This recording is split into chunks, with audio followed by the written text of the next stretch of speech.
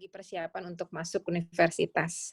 Jadi tahun ini Umi bukan ditakdirkan ya, diberi kesempatan oleh Allah untuk harus banyak-banyak berdoa.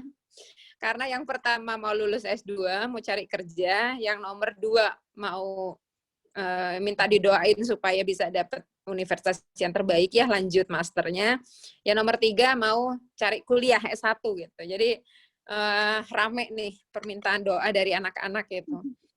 Bentar-bentar, Mi mau apa presentasi doain ya, Mi mau ujian ini doain ya, ya wah rame tahun ini. Ya. Mohon doanya dari ibu-ibu juga, semoga ya semua urusan kita dipermudah. Kira-kira seperti itu Mbak Mino. Nanti mungkin sambil ngobrol ya, kalau ada yang ingin ditanyakan mungkin bisa kenalan lagi lebih itu lagi, lebih detail lagi. Iya, alhamdulillah, terima kasih Umi. Umi punya sekolahan nih ya di mana ya Umi ya? Lupa saya. Di sebelah perumahan Kota Wisata. Dekat Kota Wisata ya. Kota Wisata itu kan perbatasan Jakarta Timur dan Kabupaten Bogor ya. Kalau tahu Cikeas, rumahnya SBY, ya nggak jauh lah dari situ. Nggak jauh. Di sekitar situ. Coba Umi bikin program ini Umi, wah ini apa namanya request. Jadi program buat misalnya anak-anak yang SD-nya di Jepang mau lanjut boarding school di Indonesia gitu. Ya. SMP atau SMA gitu. Nah ini Masya Allah, apa namanya, kemarin tuh Umi baru ngobrol ya sama Zafira gitu kan.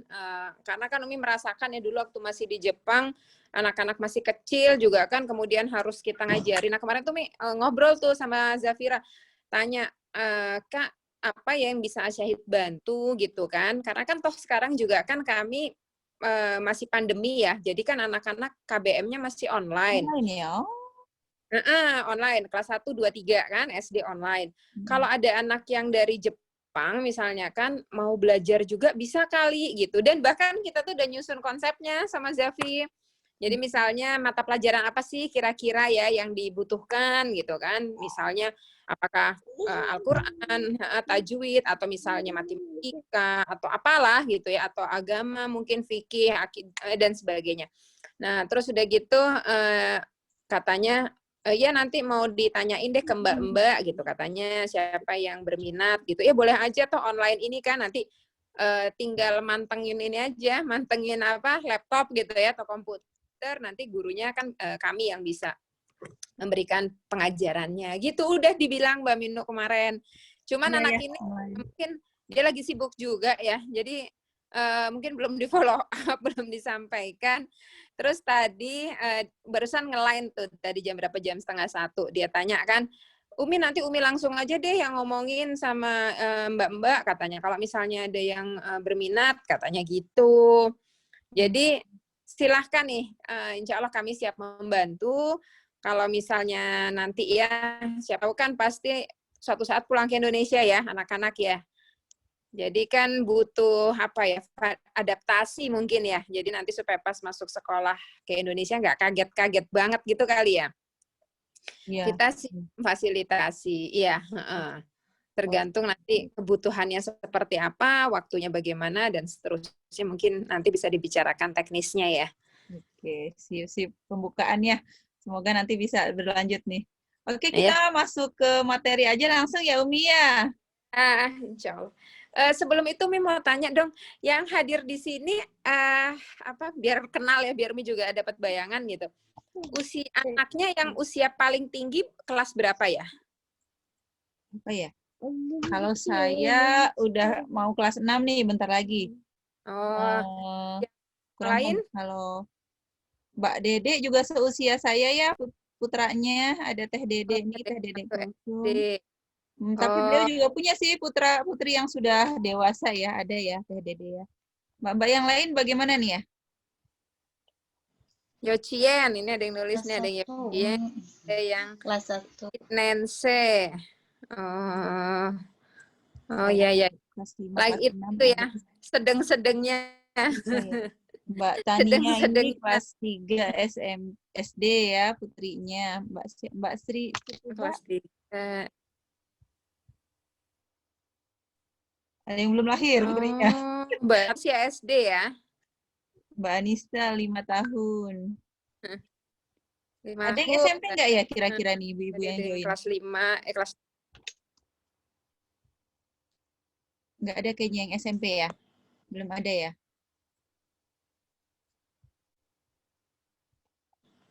Oh, Masya Allah. Ya, itu Berarti usia paling itu gede ya. Fiona nih kayaknya. Usia, oh gitu. Usia anak-anak SD itu kan usia di mana kita harus jadi yang paling gesit gitu ibaratnya ya. Karena mulai dari mencurahkan tenaga untuk pikiran gitu ya. Kemudian masih harus fisik juga kan, ada yang kadang masih harus disuapin, ada yang mandi-mandiin, dipikirin juga gitu ya, Masya Allah. Tapi hebat ibu-ibu di Jepang, Masya Allah. Semangat. Ya, baiklah. Umi sudah dapat gambaran ya dari tadi ya, dengan usia pernah merasakan ya hal yang sama, di mana saat itu anak-anak ada yang SD, ada yang Yochien, ada yang masih harus di Hoikueng gitu kan, ditambah harus kuliah juga, kerja, terus ya gitulah segala macam urusan yang mana ya seperti kita ketahui ya, kalau di Jepang kan apa-apa harus dikerjain sendiri ya ibu-ibu ya. Maksudnya mulai dari masak gitu kan, harus masak sendiri, makan gitu kan. Terus nggak ada yang ngebantuin gitu. Dan itu menjadikan pengalaman yang nanti sangat-sangat berharga pada saat ibu udah pulang ke Indonesia gitu. Jadi kalau sekarang Umi ngebayangin gitu ya, dulu di Jepang kadang nggak kebayang, ya Allah kok bisa ya dulu kayak gini gitu kan. Kalau hari Jumat gitu kan ke Hoikueng, pulang dari Hoikueng jemput anak-anak tuh bawa kasur ya kan, kasur yang mereka kan setiap pekan harus dibawa pulang ya untuk dijemur, diganti spraynya gitu ya Allah. Itu futong 3 banyak banget, berat kok. Kenapa dulu bisa gitu. Sekarang tuh nggak kebayang gitu. Kalau harus melakukan hal yang sama lagi ya, kayaknya nggak sanggup Dulu deh bisa gitu. ya, Mami. Dan aku bayang gitu kan, mungkin tapi kalau dulu kan misalnya dalam terkondisi seperti itu ya, Allah memberikan kekuatan pastikan, jadi di sela-sela kesulitan itu ada kemudahan. Jadi ibu-ibu yang di sana Masya Allah semangat ibu-ibu. Iya, semoga Ya. Insya Allah Ya. nyampe sini semangatnya. Ya, terkait materi hari ini kemarin ya oleh Mbak Minu ditanyakan untuk mengisi materi ya yang sesuai kebutuhan aja disampaikan begitu kan. Nah, kemudian Mbak Minu menyampaikan gimana kalau judulnya bagaimana mendidik anak mencintai Al-Qur'an gitu. Nah, sebetulnya sebelum atau masuk ke bahasan bagaimana anak mencintai Al-Qur'an, itu ada tahapan yang harus dilakukan, yang harus sama-sama kita pahami, yaitu yang pertama, bagaimana anak itu mengenal Allah dan mencintai Allah. Karena kan Al-Quran itu produk ya, produk dari apa yang disampaikan oleh Allah kepada kita semua gitu kan.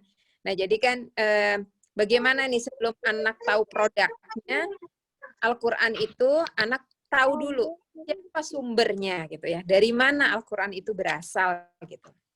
Nah terkait dengan itu ini adalah hal yang sangat-sangat penting ya bagi anak-anak, karena pendidikan. Halo, putus ya? Enggak, Umi.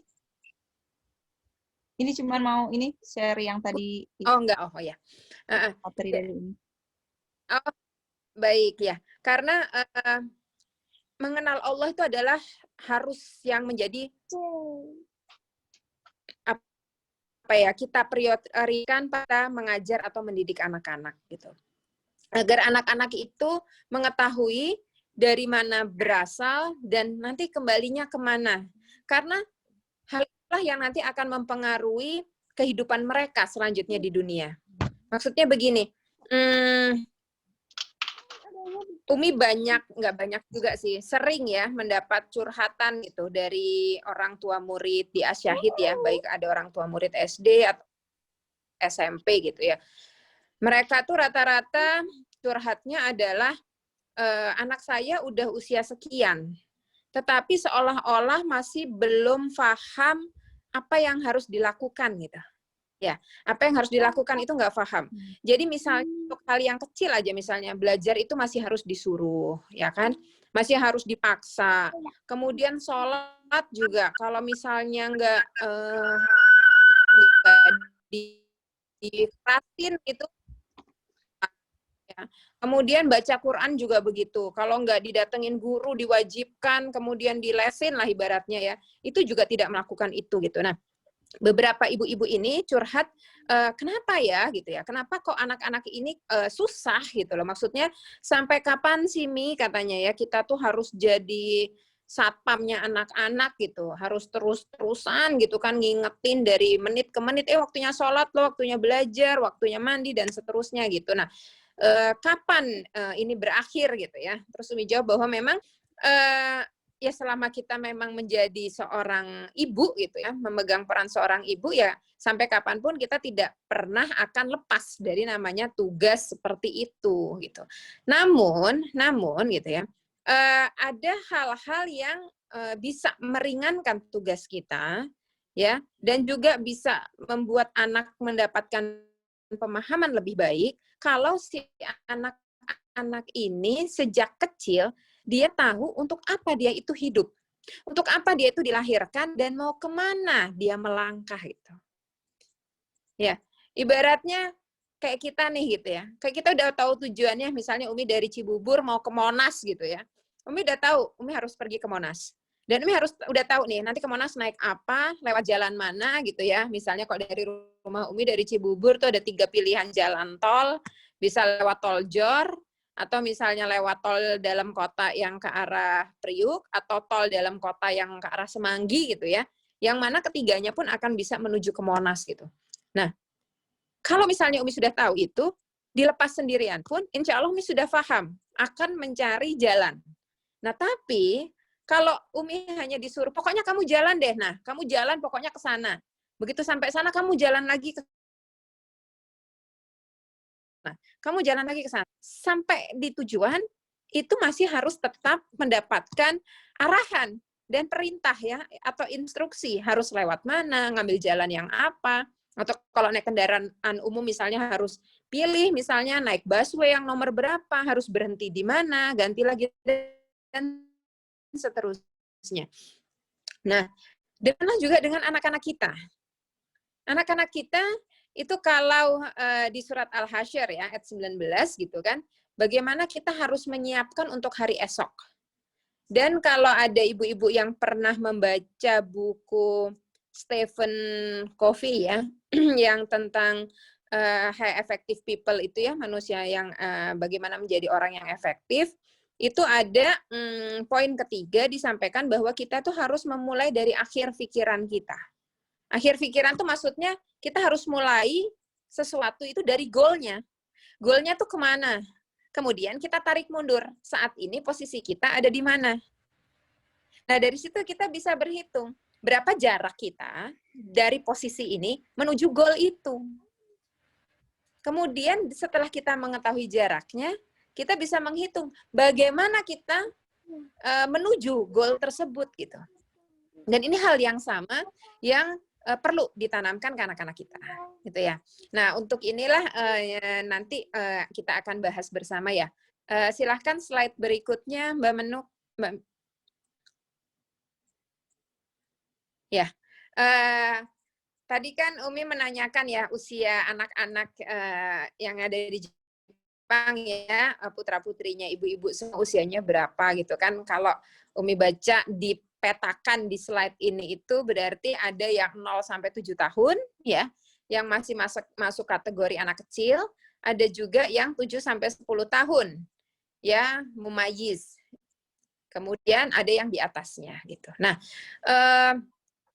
usia anak ini dibagi kategorinya itu berdasarkan syariat atau ajaran Islam yang kita sama-sama pahami gitu ya, sama-sama kita yakini.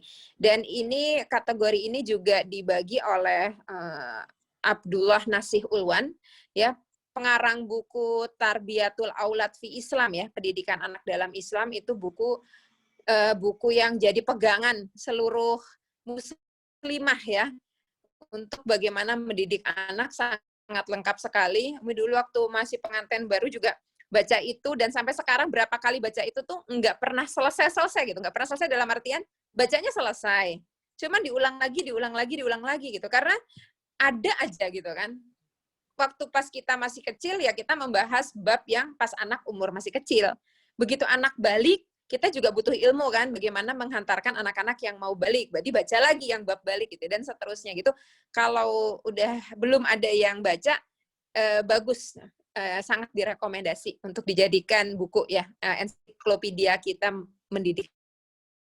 Nah, di buku tersebut kategori anak dibagi menjadi 4, sebagaimana yang Umi sampaikan di sini ya. Al-tifl, anak usia 0 sampai 7 tahun, kemudian mumayyiz itu 7 sampai 10 tahun, dan 7 sampai 10 tahun itu anak sudah mampu membedakan sesuatu ya.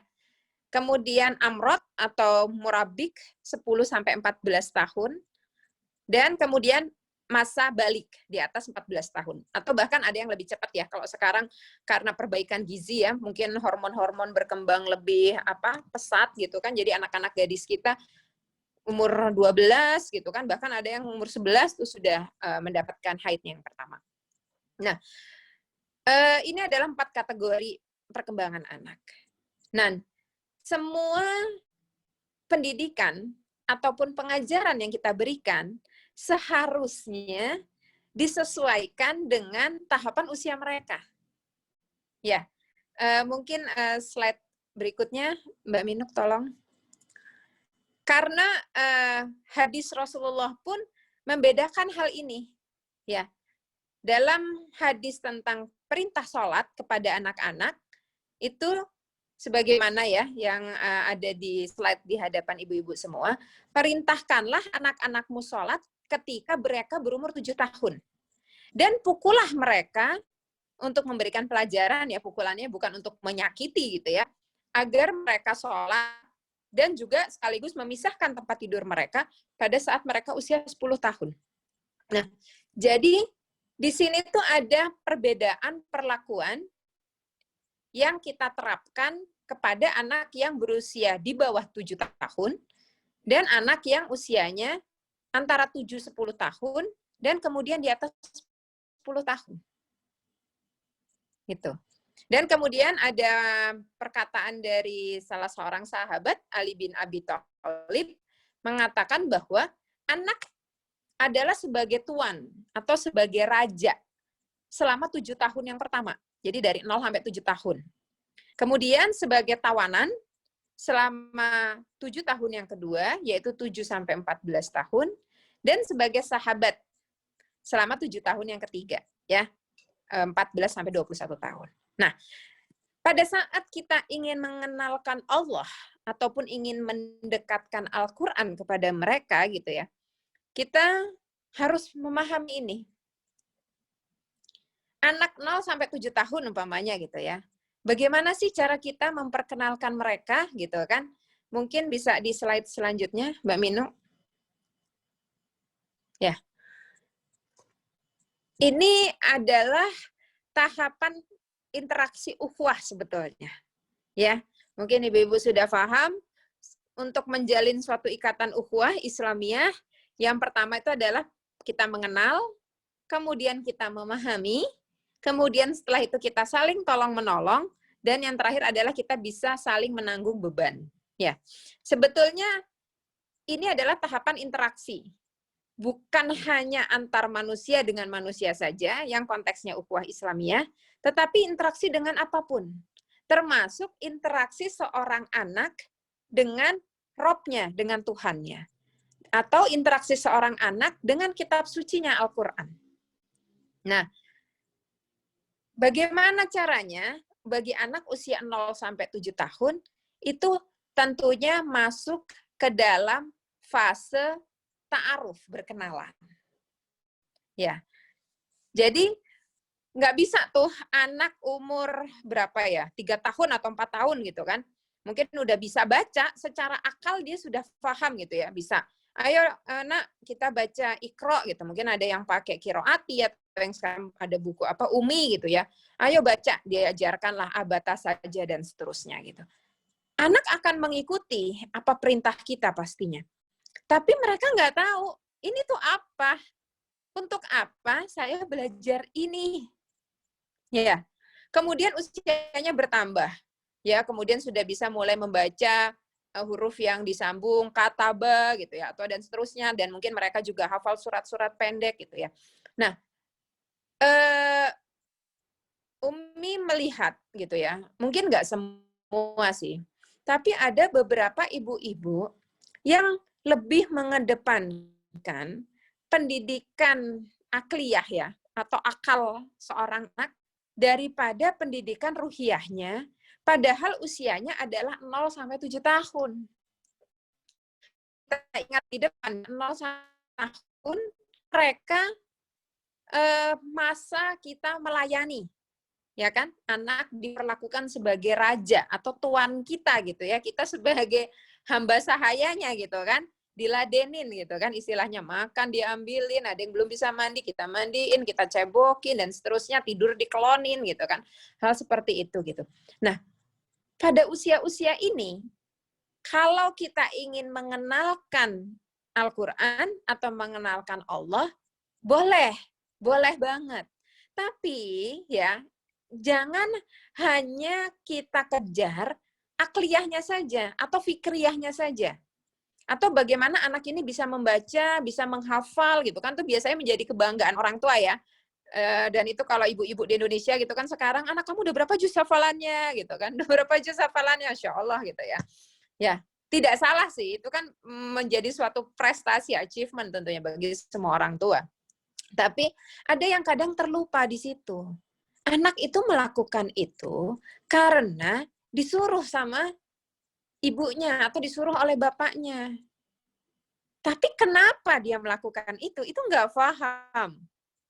Nah, jadi pada saat anak usia 0 sampai 7 tahun, ya mungkin di slide berikutnya Mbak Minu, tolong. Itu adalah tahapan sosialisasi, ya, berkenalan dulu dengan Al-Quran dan dengan Allah tentunya. Ya, caranya seperti apa? Ya, dari sejak anak dari dalam kandungan itu kita ya bahkan sebelum punya anak ya, bahkan sebelum menikah pun gitu kan, kita harus memantaskan diri dan menyiapkan diri menjadi seorang ibu gitu kan. Kita memiliki kebiasaan rutin mengaji, tilawah Al-Quran, kemudian apalagi kalau sudah menikah dan pada saat hamil ya, anak dalam kandungan itu mulai usia berapa pekan tuh ya? 17 pekan ya kalau nggak salah ya. Kalau dari ilmu kedokteran itu kan indera pendengarannya sudah mulai berfungsi, bisa mendengar. Dan itu dibuktikan ya, ada pianis dari Rusia atau Ceko gitu, mi lupa. Jadi ibunya ini guru piano, dan dia itu ngajarin piano gitu ya, ngelesin piano lah, guru privat piano. Nah, kemudian pada saat dia hamil, ya dia tetap melakukan aktivitasnya itu, ngajarin piano itu, dan dia menciptakan lagu sendiri, mengkompos sendiri gitu. Nah, kemudian setelah anaknya itu lahir, dia udah, karena kesibukannya ya, dia udah nggak bisa ngelesin lagi gitu kan. Kemudian sampai suatu saat anaknya ini kelas berapa ya, usia 4 atau 5 tahun gitu ya, iseng-iseng si anak ini main piano. Walaupun main pianonya itu cuma satu tangan ya nadanya. Dan nada yang dipencet sama si anak ini, itu adalah lagu yang dikompos ibunya pada saat hamil.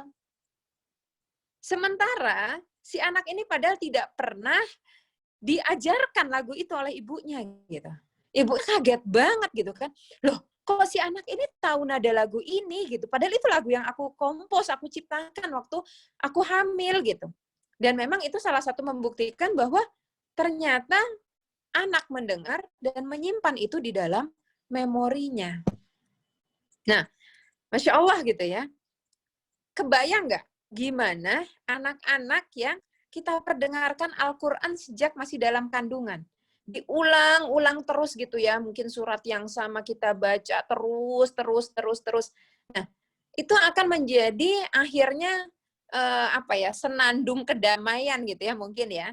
Jadi pada saat si anak ini udah lahir, kemudian dia rewel, dan pada saat diperdengarkan bacaan Al-Quran, anak ini akan mengingat kembali pada saat masa-masa dia di tempat yang sangat nyaman di dalam kandungan ibunya gitu ya, dan mendengar bacaan itu akan membantu anak-anak yang tantrum.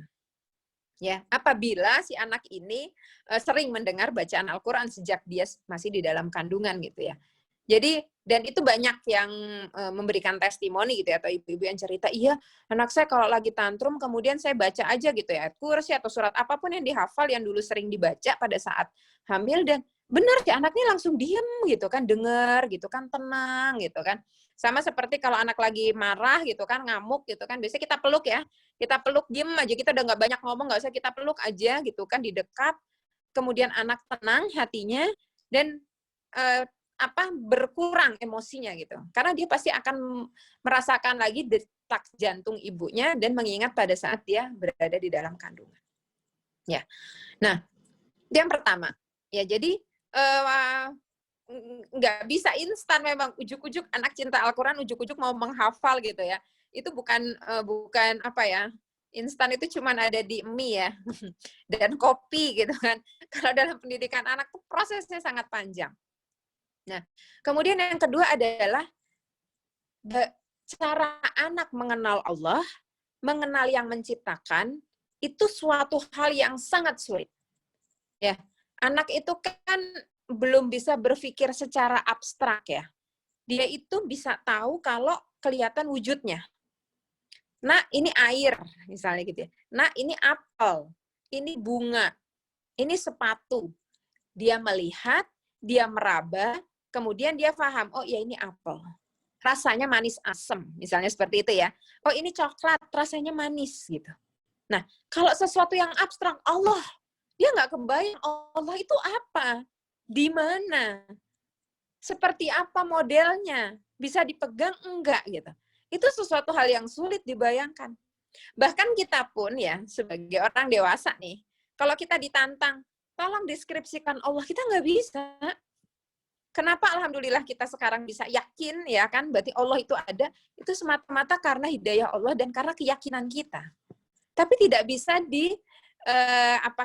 dijelaskan secara eksplisit. Nah, cara anak mengenal Allah ya, yang paling awal adalah dengan mengenal orang tuanya.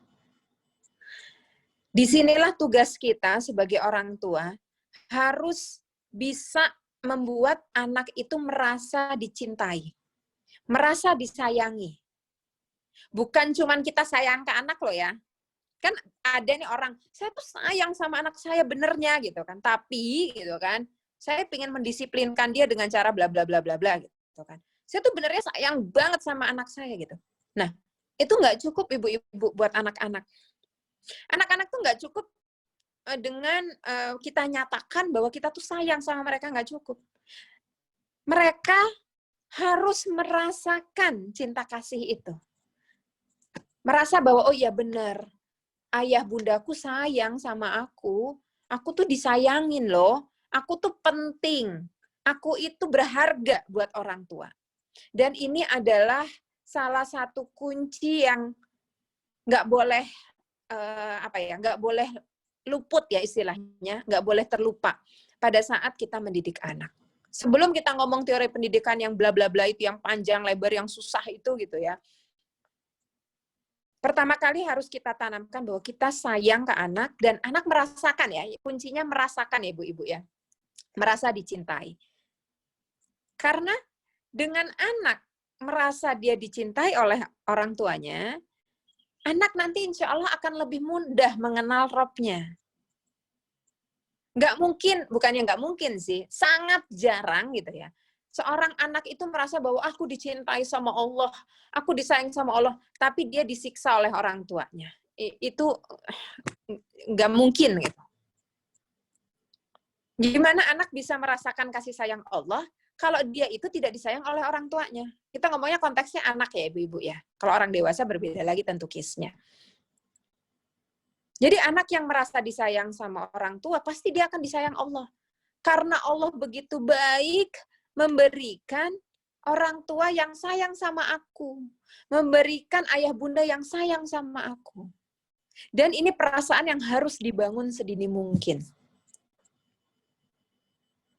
Jadi anak nggak mengenal Allah dari ciptaan ini, ciptaan iya. Kita bisa sampaikan ini diciptakan Allah loh nak, gunung. Ini diciptakan Allah bunga. Ini ada kucing segala macam dan seterusnya itu oke, itu fine gitu kan.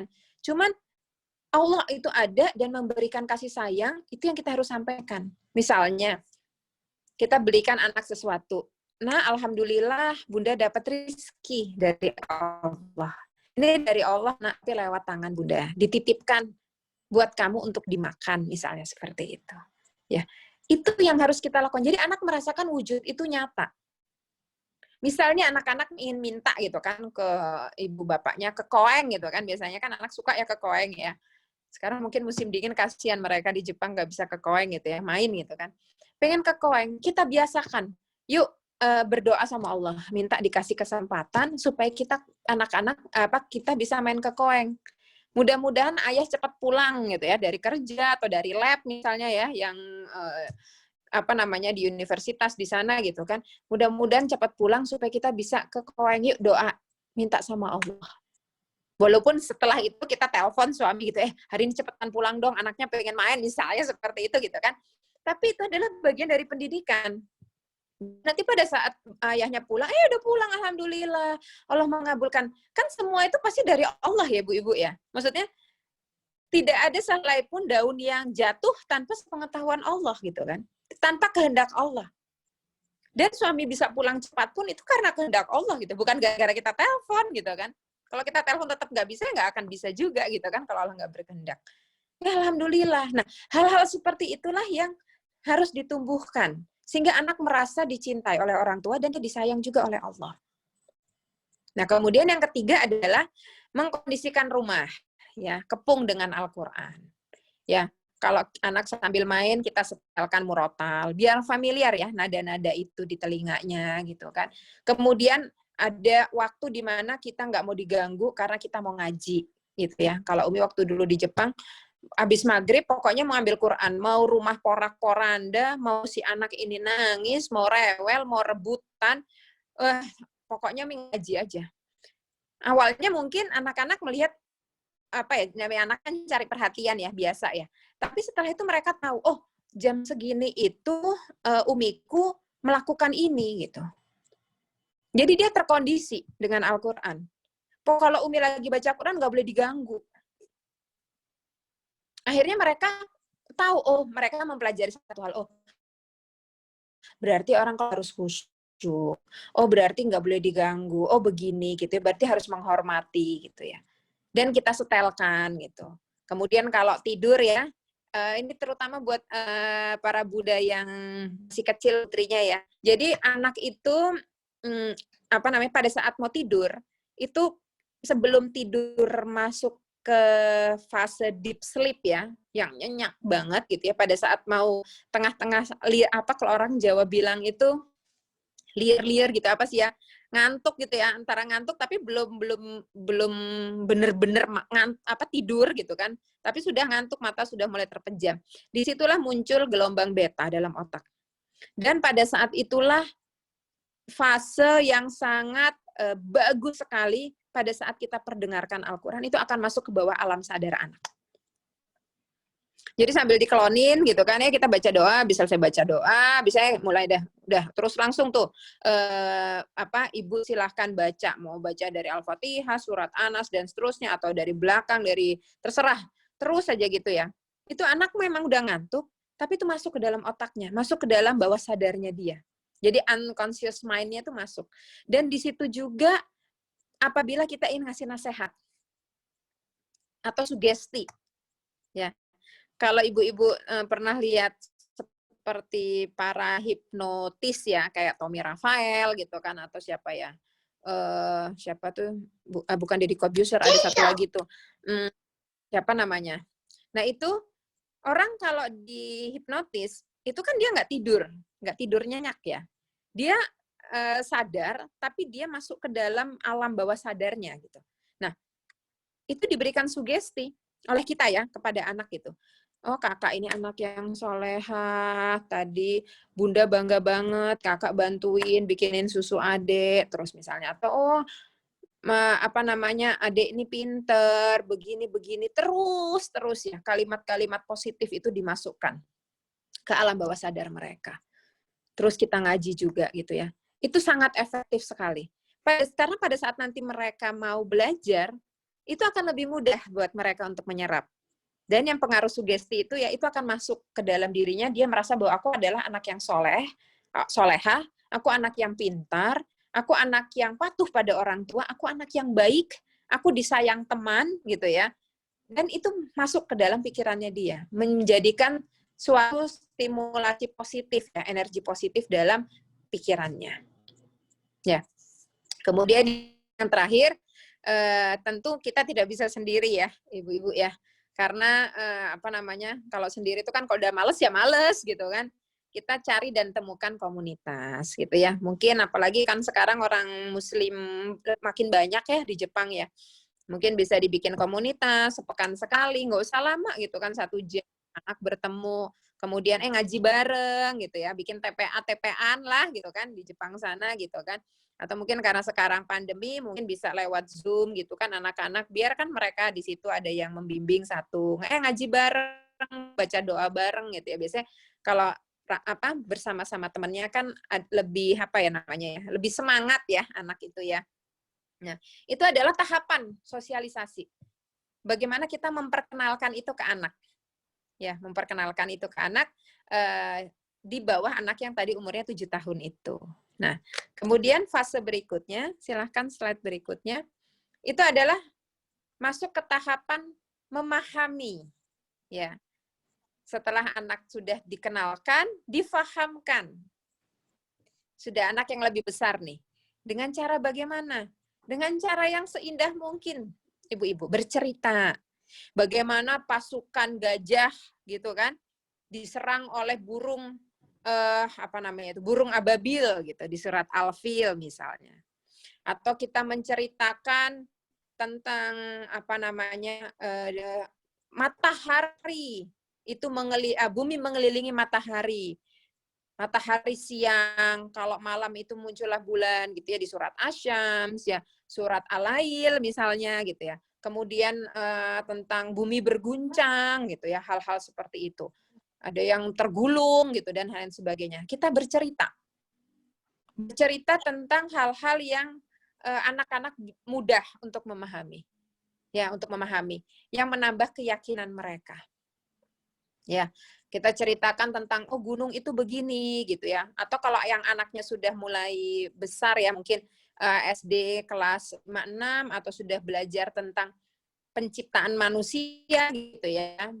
Mungkin bisa kita sampaikan di surat di Ar-Rahman misalnya tentang penciptaan mulai dari air mani bertemu kemudian dengan air telur membentuklah segumpal darah menjadi daging, daging ditiupkan ruh menjadi manusia gitu atau misalnya. Atau ini yang udah belajar IPA ya bahwa di Al-Qur'an ada yang bercabang dan yang tidak bercabang gitu ya. Kan itu yang kita pelajari ya, monokotil, dikotil gitu kan, biji berkeping 1, berkeping 2, itu tumbuhannya bercabang dan tidak bercabang. Kemudian tentang hujan dan lain sebagainya. Dari ayat tentang niat. Ini di Al-Qur'an ada loh, Nak, gitu Al-Qur'an. Kita cerita bayangin, Nak. Hampir 5 abad yang lalu itu kan belum ditemukan ilmu pengetahuan. Ya. Tapi di Al-Qur'an udah ditulis loh. Gitu. Banget nggak sih Allah itu gini kita gitu. Hal-hal seperti itu bercerita. Sehingga anak paham. Nah, kemudian kita ceritakan juga dengan berita-berita gembira. Ya, ke anak jangan ditakut-takutin. Kalau misalnya begini bohong, masuk neraka loh ya. Nanti lidahnya digunting misalnya seperti itu. Atau hindari ayat-ayat ancaman itu, hindari. Tapi kita sampaikan ayat-ayat surga. Oh, nanti di surga itu ada air itu yang rasanya manis, susu, ada madu. Misalnya anak diajak pergi kemana ya, lihat nak, ini aja batu kerikil sama pasir gini, itu udah indah kan kita lihat misalnya gitu. Nanti di surga ini bukan batu kerikil sama pasir, ini permata nanti jadi hiasan jalan, umpamanya seperti itu gitu ya. Atau kita sampaikan ayat-ayat surga, di surga itu begini, kita nggak akan lapar, adik mau minta apa aja bisa, minta sama Allah, dan seterusnya, dan seterusnya. Kita fahamkan, kita munculkan rasa kecintaan mereka, kepercayaan mereka terhadap kitabnya, terhadap Robnya. Ya. Kemudian kalau misalnya ada permasalahan atau apapun, temukan jawabannya dalam Al-Quran. Ada kartu pilates Davi enggak? Ada kakak.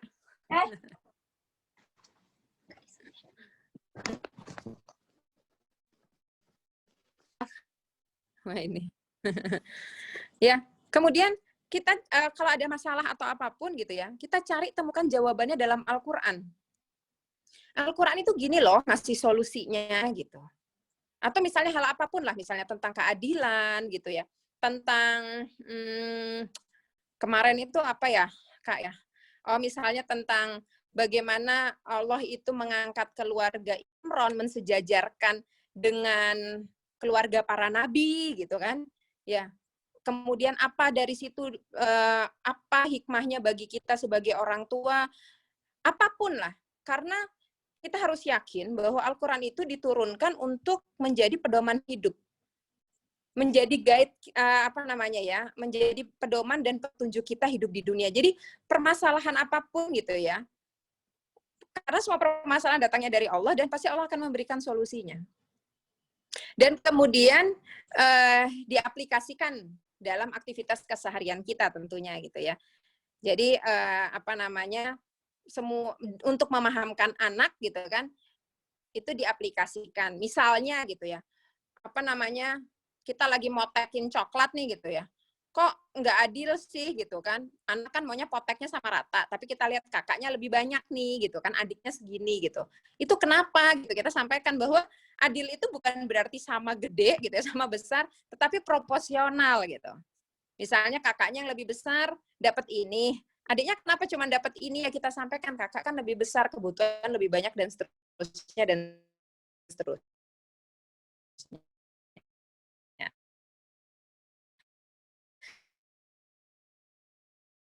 Karena Al-Quran setelah sama lewati, tadi kita sama-sama baca ya di depan bahwa anak itu mulai diperintahkan sholat umur diajak berapa Ibu? 7 tahun ya. Mulai umur 7 tahun mulai diajak untuk sholat. Diajak ya, diajak. Jadi untuk sholat tentunya perlu paham baca Al-Quran. Ya benar ya Ibu ya. Jadi anak juga mulai disosialisasikan Al-Fatihah, sholat, kemudian surat-surat pendek yang mudah gitu ya. Itu mulai kita biasakan, kita ajak untuk sholat. Dan kita diberi waktu 3 tahun untuk mengajari anak sholat dan ngajarin anak sholat dan membiasakan mereka beribadah. Saat usia anak 10 tahun, itu anak apabila tidak mau sholat, kita boleh memukul. Memukulnya tentu untuk memberi pelajaran ya, bukan memukul yang menyakitkan gitu ya. Wah, enggak seperti itu. Untuk memberikan pelajaran sebagai efek jerah. Karena enggak main-main nih. Pada saat mereka nanti usia 11-12 tahun, bisa saja mereka sudah masuk ke fase balik. Yang mana menjadi wajib hukumnya buat mereka gitu kan. Nah, jadi sebelum itu memasuki fase wajib buat mereka, kita harus mensosialisasikan dulu sejak umur 7 tahun. Kita ajak gitu. Dan demikian juga lah, saat itu kita mulai lebih intens ngajarin anak-anak. Jadi kalau sebelum usia 7 tahun, sifatnya kita sosialisasi, kita perkenalkan, kemudian kita yang membaca, dan seterusnya gitu ya. Ya udah gitu kan, itu tahapan mereka mengenal. Tetapi mulai umur 7 tahun kita mulai lebih serius. Ayo, belajar yuk sama-sama baca Al-Quran gitu. Ya syukur-syukur kalau sebelum itu mereka sudah bisa ya.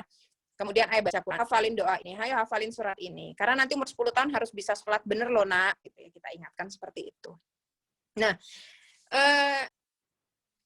ibu-ibu ada yang tahu nggak? Kenapa 10 tahun? Apa sih rahasianya gitu ya? Kenapa anak apabila tidak sholat usia 10 tahun kita boleh menghukum? Nah ini ternyata, Umi kan dulu waktu kuliah itu belajar tentang ini ya, multimedia yang kaitannya dengan perkembangan anak-anak yang mentally retarded ya, anak-anak yang development delay ya, terbelakang lah bahasanya itu, yang IQ-nya di bawah 100 gitu. Jadi Umi mempelajari tentang perkembangan otak manusia. Dan jadi di dalam otak manusia itu ada yang namanya RAS ya, RAS gitu. Itu adalah gate. Gate seorang manusia bisa membedakan hal-hal yang boleh dilakukan dan yang tidak boleh dilakukan. Dan itu sempurna terbentuk gate itu pada saat anak umur 10 tahun.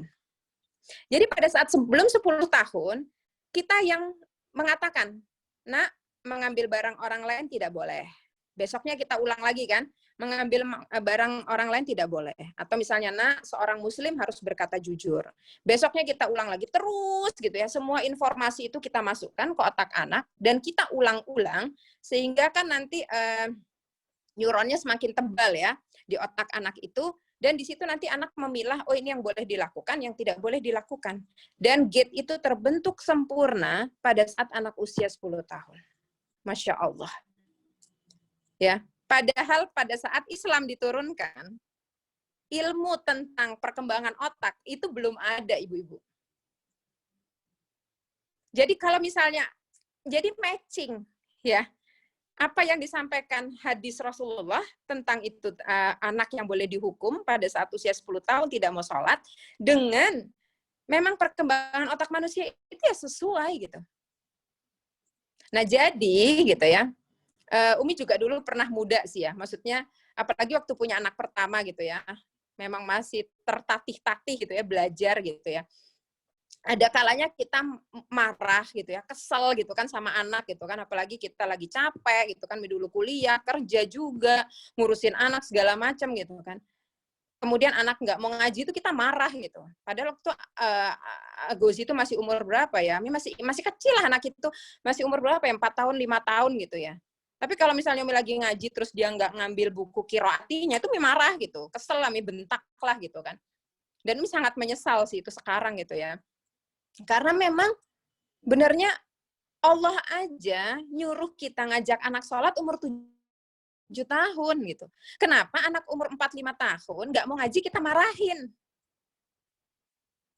Ya. Bagi anak umur segitu yang perkembangan otaknya belum sempurna, itu hanya sakit aja di hatinya. Cuman merasa sakit aja, merasa apa ya namanya ya? Ya kecewa aja, tapi dia nggak paham kenapa orang tuanya marah sama dia gitu. Ya.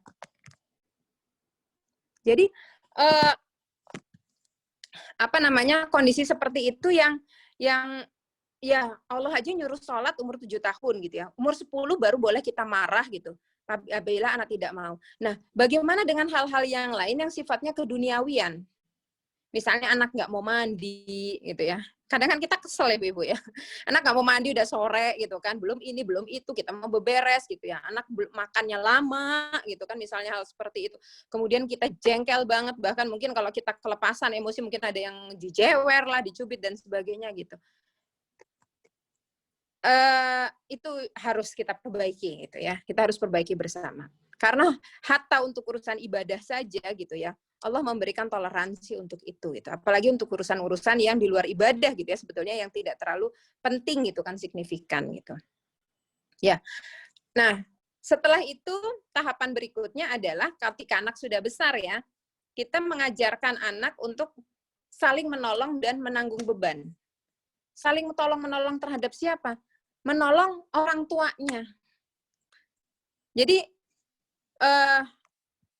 kadang tuh kalau misalnya Umi ya, misalnya ke anak-anak, Umi mau ngasih tahu sesuatu gitu ya, atau apa namanya, Umi sampaikan, Umi harus melakukan ini karena ini adalah kewajiban Umi sebagai orang tua gitu. Jadi mohon maaf, kalian suka nggak suka, Umi harus melakukan ini. Kalau Umi nggak melakukan ini, Umi salah. Dan itu harus Umi pertanggungjawabkan nanti gitu loh. Jadi tolong Abi sama Umi untuk menjalankan kewajiban kita.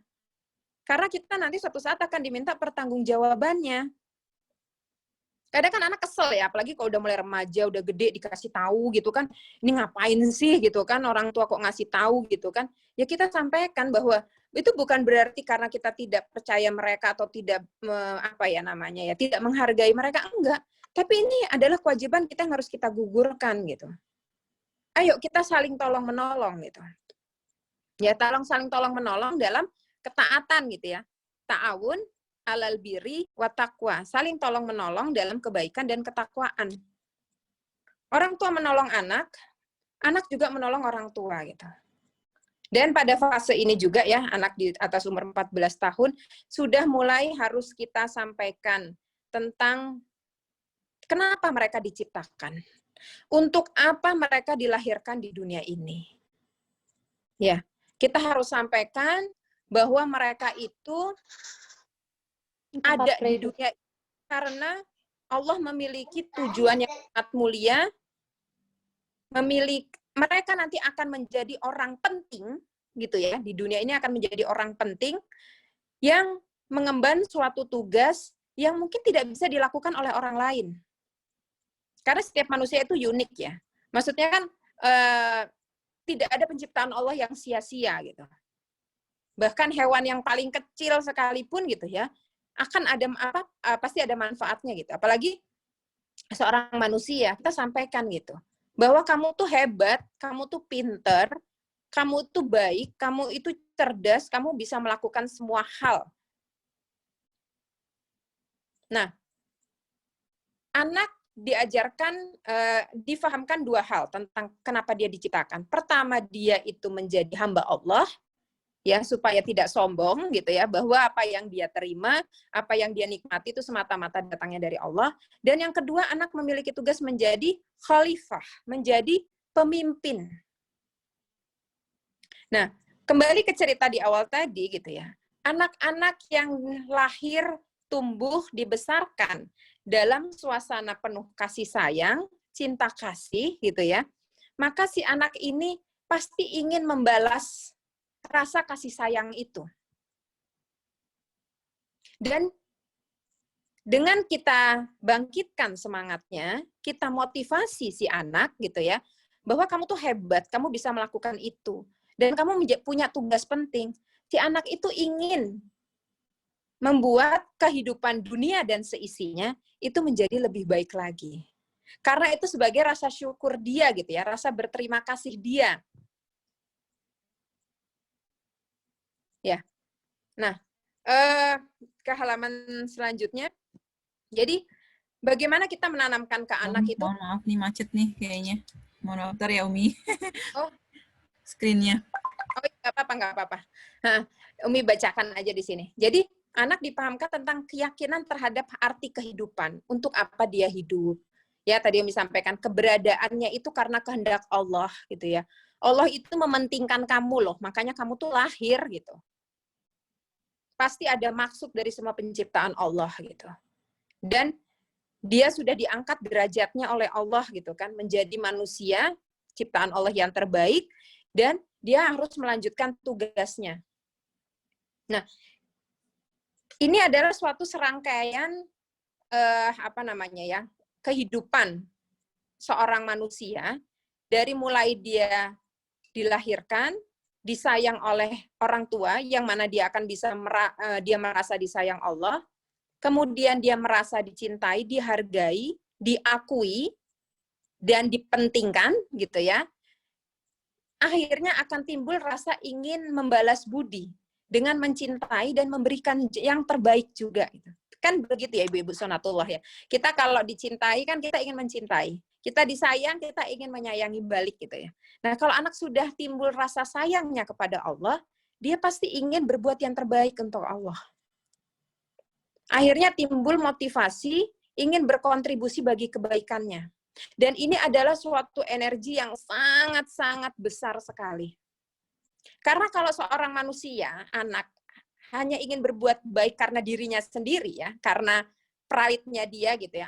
Aku pengen pengen belajar benar supaya aku bisa jadi pinter, supaya aku jadi orang kaya, supaya bisa beli mobil bagus misalnya seperti itu gitu ya. Atau motivasi-motivasi yang kembali kepada dirinya sendiri gitu ya. Itu biasanya pada saat dia dapat hambatan atau ganjalan, itu ya udah segitu aja gitu. Tapi kalau dia memiliki motivasi yang lebih besar, aku ingin sukses, ingin membahagiakan orang tua, ingin memberangkatkan orang tuaku haji misalnya, aku ingin berbuat baik untuk umat manusia gitu ya.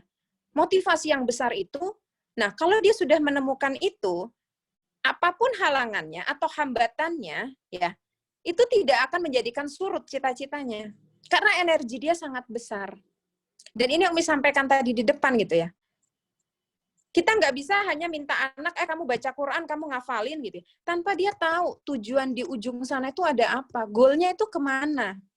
Kenapa dia harus belajar Al-Quran? Kenapa dia harus belajar Islam? Karena kita sampaikan, pada suatu saat kamu jadi pemimpin, nak. Pemimpin itu nggak cukup pinter ilmu dunia saja. Kamu harus tahu agama.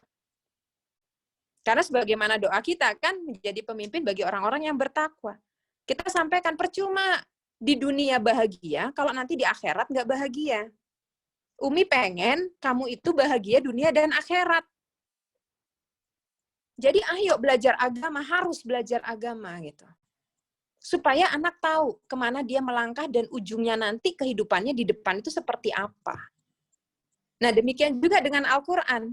Nah jadi cita-cita tuh besar gitu ke depan sana gitu. Dan itu harus terus kita sosialisasikan terus-menerus gitu ya ke otak anak itu. Apalagi kalau anak itu masih masa golden ages ya, di bawah usia 10 tahun itu tadi. Terus anak bunda calon mujahid, anak bunda calon pemimpin, pinter, cerdas, bukan cuma belajar di sekolah aja tapi juga tahu ilmu agama karena dan seterusnya. Kamu dilahirkan Allah untuk jadi pemimpin gitu ya. Ya. 2 slide sesudah itu Mbak Minuk tolong. Nah. Next. Nah itu dah. Nah, ini adalah goal-nya. Sebelum itu. Nah, ini adalah goal-nya. Dicintai Allah. Kenapa sih kita harus dicintai Allah gitu ya? Ini ada di hadis qudsi. Hadis qudsi itu hadis yang maksudnya bukan Al-Quran, tapi disampaikan oleh Allah. Ketika aku mencintainya, maka akulah yang akan menjadi telinga yang dia gunakan untuk mendengar. Maksudnya kita hanya akan mendengar hal-hal yang baik yang menyenangkan kita saja. Mata yang dia gunakan untuk melihat, kita akan diberikan basiroh, ketajaman dan mata untat, ya, menghadapi semua persoalan. Tangan yang dia gunakan untuk memukul, maksudnya untuk melakukan hal-hal yang memang harus untuk melakukan suatu kebajikan gitu ya, amar ma'ruf nahi mungkar maksudnya. Kaki yang dia gunakan untuk berjalan, jika dia meminta kepadaku pasti aku berikan. Dan jika dia butuh perlindunganku pasti aku lindungin. Ini adalah janji Allah bagi orang-orang yang dicintai oleh Allah. Dan di hadis riwayat Muslim, Rasulullah SAW bersabda, sesungguhnya apabila Allah mencintai seseorang, maka dia akan memanggil malaikat Jibril alaihissalam seraya berkata, "Hai Jibril, sesungguhnya aku mencintai si fulan." Akhirnya orang tersebut dicintai Jibril. Setelah itu Jibril berseru di atas langit. Jibril berseru mengatakan, sesungguhnya Allah mencintai si fulan. Karena itu cintailah dia. Dan seluruh penduduk langit dan bumi akan mencintai fulan. Ya, jadi disayang di dunia sampai di akhirat gitu ya. Ini adalah janji yang bagi Allah cintai. Jadi kita sampaikan ke anak-anak, dengan kita mencintai Allah, mencintai produknya, maksudnya Al-Quran dalam hal ini, goal terakhir itu kita akan menjadi orang yang dicintai Allah. Kalau kita dicintai Allah, semua hidup kita insya Allah gampang. Allah akan menjadi kaki, tangan, mata, telinga kita, semuanya. Semua yang kita lakukan itu atas bimbingan Allah gitu ya, maksudnya seperti itu. Nah jadi itulah apa ya, tahapan-tahapan yang kita lakukan ya ke anak ya, mulai dari fase anak usia sekian sampai sekian, mencintai Al-Quran. Dengan apa saya mencintai Allah? Ya, dengan kamu mencintai Al-Quran. Karena Allah itu ada semua di dalam Al-Quran itu. Dan kalau sudah muncul semangat seperti itu, akhirnya si anak ini ya, dia akan beribadah dengan senang hati, ya. Dia ingin memberikan yang terbaik bagi kehidupannya, bukan hanya kehidupan di dunia ya, sampai kehidupannya di akhirat nanti. Dia akan semangat melakukan sesuatu, dia akan berjuang ya, apapun itu akan dilakukan gitu. Dan orang tuanya udah nggak usah terlalu yang ribet lagi ngajak enak, ayo kapan belajar, ayo kapan ngerjain PR-nya atau apa gitu. Karena anak sudah menemukan jalan hidupnya gitu. Ya, jalan ninjanya gitu. Jalan hidupnya itu sudah dia temukan. I'm on the right path. Ya udah saya akan melangkah, ini yang akan saya perjuangkan gitu. Dan disitulah fungsi kita untuk mengingatkan gitu ya, melihat kalau anak sudah mulai melenceng ya kita ingatkan gitu. Tapi kita sendiri juga nggak harus terus-menerus mendorong itu gitu. Karena anak sudah menemukan gitu ya. Jadi kira-kira seperti itu, ibu-ibu semua, silahkan. Kalau mungkin ada pertanyaan atau bagaimana, Umi kembalikan ke Mbak Minuk ya, selaku moderator.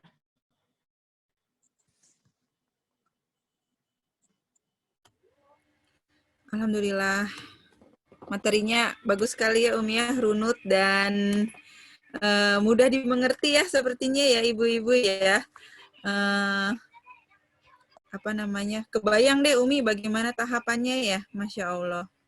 Kita juga lihat nih ya Umi dengan putra-putrinya semuanya ya hasilnya. Masih proses juga Mbak Minuk. Iya, apalagi kita nih semoga yang masih apa ya kecil-kecil ini bisa segera diterapkan ya Umi ya. Ya Allah. Dari ibu-ibu mungkin ada pertanyaan nggak, berhubung waktunya juga sudah sore. Saya batasi hanya 2 pertanyaan ya. Silahkan ibu-ibu.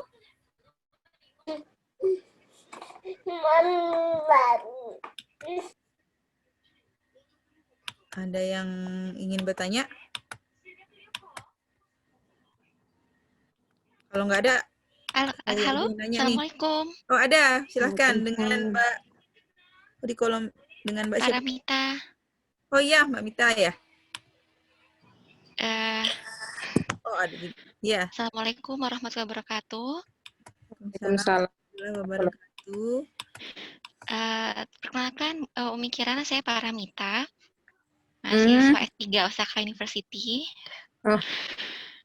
Saya tertarik tadi dengan informasi yang tadi Umi Kirana berikan tentang SD Quran Asyahid yang akan rencananya akan online.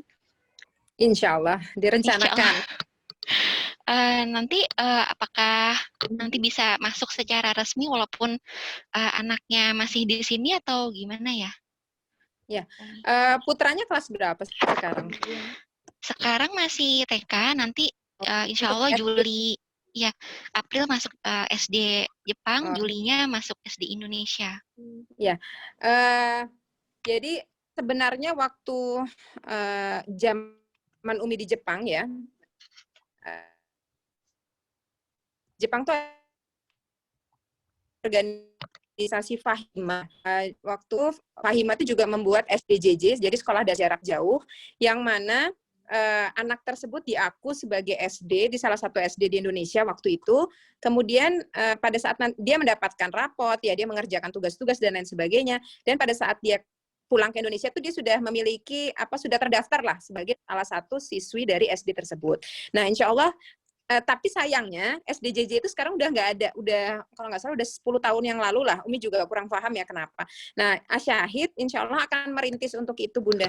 Jadi bisa nanti didaftarkan, tapi tentunya resmi ya, maksudnya dalam artian ya anak juga mengerjakan hal-hal yang tugas, ikut pelajaran gitu kan. 4 minutes, is alright?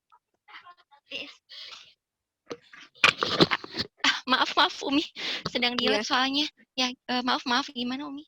Ya, jadi apa namanya, anak-anak bisa nanti terdaftarkan dan mengikuti KBM ya, kegiatan belajar mengajar, dan nanti bisa mendapatkan rapot untuk dia nanti melanjutkan SD-nya di Indonesia. Begitu sih. Insya Allah bisa. Alhamdulillah. Nah, ini kemarin sebetulnya Umi udah diskusi sama Zafira ya. Kemarin tuh sih Umi apa namanya, karena ingat ya dulu juga waktu anak-anak masih SD di Jepang, sekolah di Jepang gitu kan, waktu masih kecil-kecil. Jadi Umi menawarkan bisa sifatnya itu informal. Informal itu dalam artian seperti apa ya, TPA gitu ya. Yang penting anak mendapatkan materi-materi dari Indonesia agar suatu saat dia pulang tidak kaget gitu kan, untuk proses adaptasi. Bisa juga sih secara formal gitu. Secara formal dalam artian ya dia tercatat sebagai siswa resmi gitu. Bisa juga seperti itu. Nah, nanti bagaimananya untuk teknisnya setelah kami matangkan gitu ya, maksudnya nanti setelah Asyahid matangkan, mungkin nanti Umi akan share ke Zafira, mungkin Zafira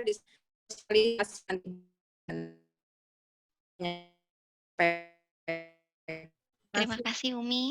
Insya Allah nanti kalau emang bisa saya mau ikut untuk anak. Oh ya, terima kasih Umi. Assalamualaikum. Waalaikumsalam warahmatullahi wabarakatuh. Terima kasih ya Umi. Nanti ditunggu banget nih programnya, pasti Ibu tertarik nih. Ada pertanyaan lagi ya di chat nih, saya tadi kelewat nggak baca, jadi ini ada 2 nih ya Umi ya. Pertama dari Mbak Tania nih di Osaka. Boleh di-share dong Umi kesulitan Umi sewaktu di Jepang dalam mengajarkan Islam, sewaktu Umi masih kuliah dan problemnya. Yang kedua dari Mbak, bagaimana mengajarkan agama jika ayahnya juga kurang memahami Islam karena baru mu'alaf. Terima kasih. Ya, yang pertama ya, apa kendalanya pada saat itu mengajarkan Islam ke anak-anak? Kendalanya adalah pada saat itu kami tinggal di Toyohashi dan komunitas Islam tuh nggak banyak ya. Ya adalah orang Indonesia tapi juga nggak banyak. Yang susah itu adalah memang menunjukkan ke anak-anak adanya Islam di luar orang tuanya. Itu sih. Jadi kan mereka tuh butuh apa ya, butuh pandangan lain ya, butuh sosok lain yang dilihat gitu. Dan itu memang bukan hal yang mudah gitu. Tapi yang kami lakukan adalah ya kita tetap terus semaksimal mungkin gitu kan, mengajarkan anak-anak, menunjukkan ke anak-anak, dan juga sering membawa mereka ke komunitas-komunitas keluarga muslim yang lain.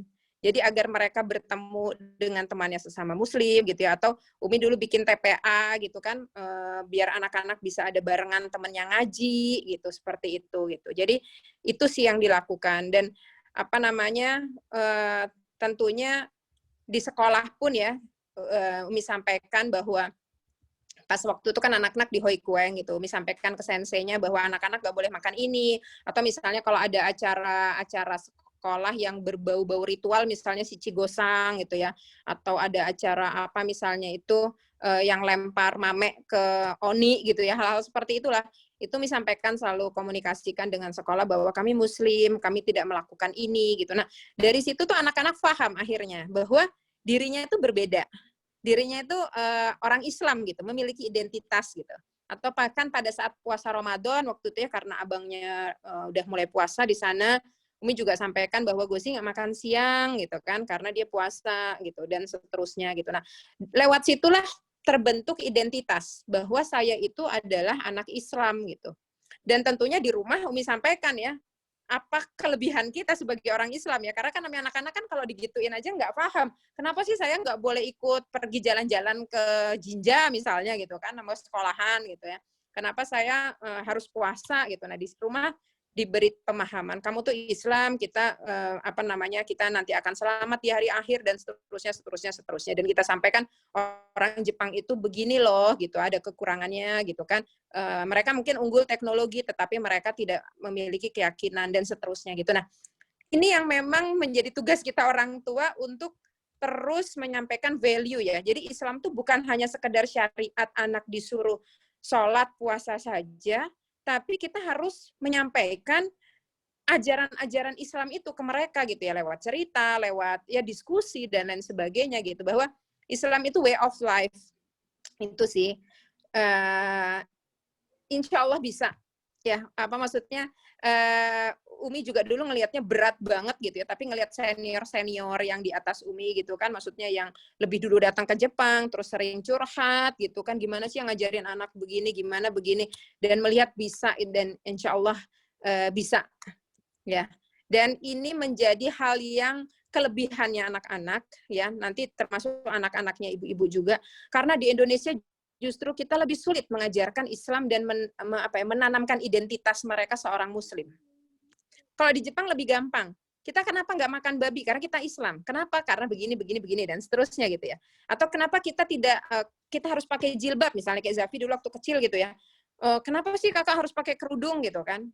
Ya, sampaikan bahwa Umi harus membiasakan kakak, karena kakak akan jadi seorang muslimah, begini-begini gitu. Dan dia tahu bedanya. Oh, anak Jepang nggak kerudungan, aku kerudungan karena aku anak Islam. Di Indonesia susah ngajarin itu. Karena kan dia ngelihatnya, sepupunya nggak kerudungan loh, sepupuku kan Islam gitu ibaratnya. Kenapa sih ini begini? Dia kan lah gitu. Dia boleh loh nggak sholat gitu kan. Oh, dia boleh loh makan Jepang yang kita nggak tahu ya itu halal atau kok enggak gitu. Itu akan lebih sulit bagi anak. Jadi Allah sudah memilih ya ibu-ibu semua dan anak-anak ini lahir di Jepang. Insya Allah mereka nanti akan menjadi orang yang lebih baik keyakinannya. Umi yakin karena kecil mereka sudah ditarbiyah dengan kondisi seperti ini gitu. Jadi Umi paham berat gitu ya. Tapi insya Allah hasilnya pun nanti tidak. Dengan mungkin anak-anak akan di Indonesia. Insya Allah seperti itu. Ya, kita sama-sama berdoa ya. Kemudian pertanyaan yang kedua tadi, siapa dia lupa? Mengajarkan agama. Kalau bapaknya itu ya. Karena baru mu'alaf. Sebetulnya ini waktunya berapa lama ya Mbak Minuk ya? Sebenarnya pinginnya ya sebentar lagi deh Umi, nggak apa-apa. 10 menit. Oh, enggak. Dan lagi ya. Oke. Nanti silahkan dibuka aja ya oleh Mbak siapa tadi, Mbak Tan ya yang tanya ya. Di surat At-Tahrim Mbak Tan. Yang ini Mbak Ratna yang nanya. At-Tahrim itu Mbak Ratna, maaf. Mbak Ratna di surat At-Tahrim itu adalah surat terakhir di juz 28 ya, di 3 ayat terakhirnya. Itu adalah resep kekuatan kita sebagai muslimah, bahwa anak itu insya Allah Allah memberikan contoh di situ bahwa akan mengikuti kekuatan.